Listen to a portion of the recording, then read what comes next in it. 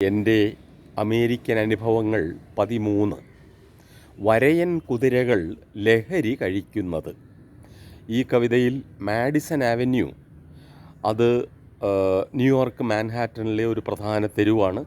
അവിടെയാണ് എല്ലാ വർഷവും ഇന്ത്യൻ സ്വാതന്ത്ര്യ ദിനം ആഘോഷിക്കാനായി ദിവസത്തെ സ്ട്രീറ്റ് നിറയെയുള്ള പരിപാടികളും പരേഡുകളും ഒക്കെ നടക്കുന്നത്.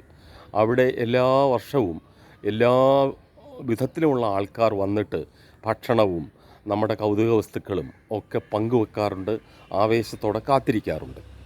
മറ്റൊന്ന്, അമേരിക്കയിൽ പാർക്കുന്ന ഇന്ത്യക്കാർ പൊതുവെ സ്കോച്ച് വിസ്കിയോട് ആഭിമുഖ്യം വളരെ പുലർത്തുന്നവരാണ്. വരയൻ കുതിരകൾ ലഹരി കഴിക്കുന്നത്.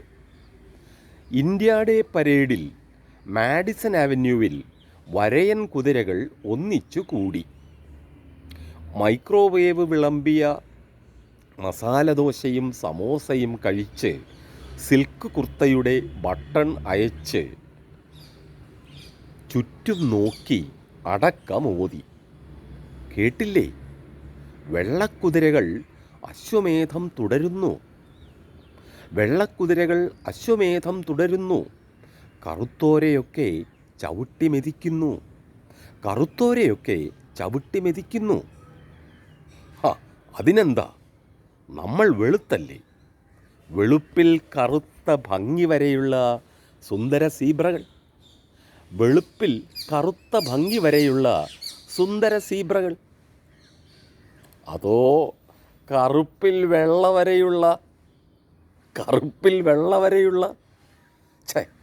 Forget it. അവർ ലഹരിപ്പുല്ലുകൾ ചവച്ചു മോന്തുന്നു. ഒന്ന് മറന്നു കിട്ടാൻ.